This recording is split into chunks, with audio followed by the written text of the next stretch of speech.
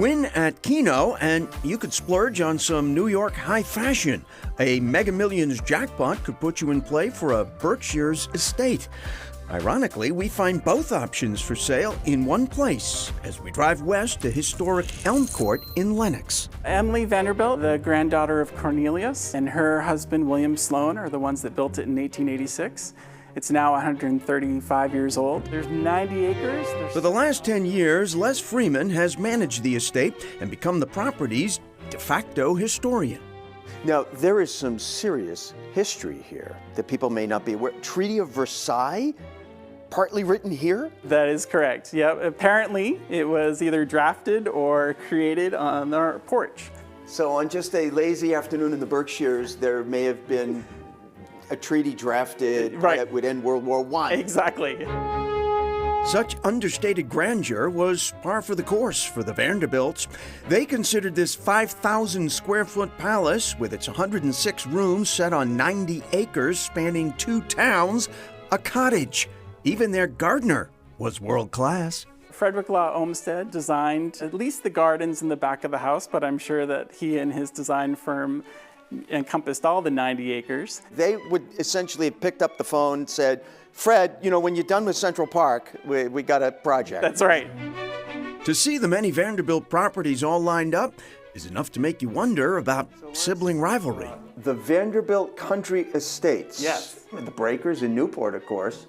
Biltmore. Shelburne in Burlington, Vermont. And here's Elm Court. Were they trying to compete with each other? I believe so, yeah. As we know that the Biltmore is probably the largest home in America, from what I understand. Elm Court holds the title of largest shingle-style home in America. And from the look of this master suite, I don't imagine Emily or her guests had much to complain about. The room is decorated to honor the Vanderbilt colors, which are the gold and the black and the maroon or dark red. A lot of this has been restored and is not original. That's correct. You don't have to know much about sculpture to know that ain't original. Many of the home's original items, some pictured here, disappeared in the 50 years after Emily Vanderbilt's passing in 1946. For years, the house sat empty and neglected, except for a parade of local looters and squatters. How extensively was it vandalized? There really wasn't a pane of glass in the entire building.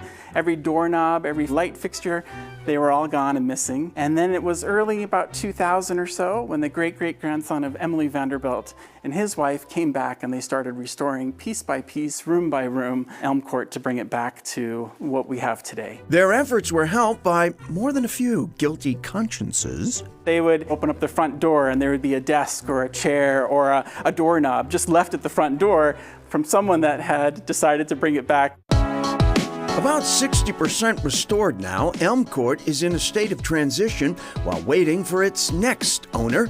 On this day, New York fashion designer Adam Lippis is using the grounds as a backdrop for his latest creations. I have a luxury brand, women's brand in New York City, but I also have a home up here. And I love to shoot up here because of these incredible spaces like Elm Court.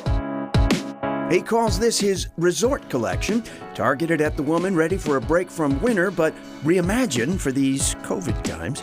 You know, we've really had to think more about what do you want to wear at home. We used to design a lot for events, and those aren't happening now, but they will be again. We can't despair. In the meantime, Lippis has elevated one item that no one should be seen without. We are making masks out of fabrics from the collections. Why not make them fun? And they have been selling great, which is really good to see. Elm Court has the rare distinction of being both move-in ready and a fixer-upper, as I discovered when crossing into the billiards wing, untouched for 60 years. So Les, even with all the vandalizing that happened here, original billiard table. That's correct. Yep, original Brunswick billiard table. So one can imagine tuxedo gentlemen, snifters of brandy. Exactly. So Vanderbilt's huddled over this billiard table. That's correct. Would you like to play a game? The listing price to live like a Vanderbilt, $12.5 million. For his part, Freeman believes it would be money well spent. My wife and I have been on the property for 10 years. We actually ended up getting married here. It really has changed our life, and as long as it's in good hands and it continues on, that would make me happy. It is a beauty, and with a house as big as Elm Court, entertaining was standard for Emily Vanderbilt. There's a rumor that she had call buttons placed under the rug in certain areas of the house so that she could discreetly call servants to rescue her from certain guests. Well, caretaker Les Freeman checked, and sure enough, he found the remains of call buttons exactly where the rugs would have been. Coming up, a quirky contemporary condo in Cambridge.